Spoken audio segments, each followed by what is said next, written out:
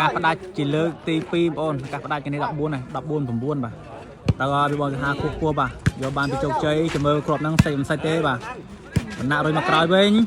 ភីងកាត់ទៅវិញហើយបាទយកបានពីស្មាត់វឿនអូសាក់បកស្អាតហ៎វឿនរុយមកក្រោយទៀតហើយគួរភីងរុយទៅវិញបាទជោគជ័យរុយមកក្រោយយកបានពីបងសង្ហាកានោះទម្លាក់មុខចូលយកបានវិញបាទសាក់ធ្វើហើយវឿនកាប់មកក្រោយបាទយកបានភីងរុញទៅវិញវឿនកាប់មកវិញទៀតហើយសង្ហារុញទៅក្រោយ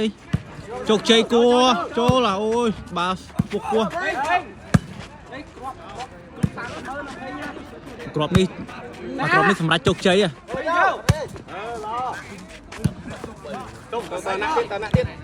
លាក់មុខវឿនក្បាច់មួយយកបានពីភីងជោគជ័យគួរវិញបងទៅហាកាប់ទៅវិញហើយវឿនបលិតបលែអាអូភ័យតែគេទៅញោមក្របសាច់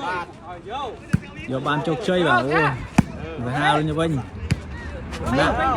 យកបានភីងបានវឿនមកវឿនក្បាច់ដល់យ៉ាបងសាអត់ជួយយកបងភីងដាច់ឆ្កែអស់ហើយហ្នឹងអត់សាច់ទេបាទចាំឱកាសក្រោយទៀតការផ្ដាច់ជាលើកទី3បងប្អូន3ហើយ3ដងតែអត់ដាច់ទេយ៉ាត់កៃវិញបាទបានជោគជ័យសាច់បាទហើយពង15ទល់នឹង9បាទអូខាងនោះលេងសាច់បងប្អូនលេងសាច់បងអូបាទខាងនេះ sponsor ច្រើនណាស់បាទ Smart Ping ស៊ីសាច់ហើយបាទឥឡូវខាងនោះលេងសាច់បងប្អូនខាងយុវចាស់ស៊ីយុវវ័យបាទ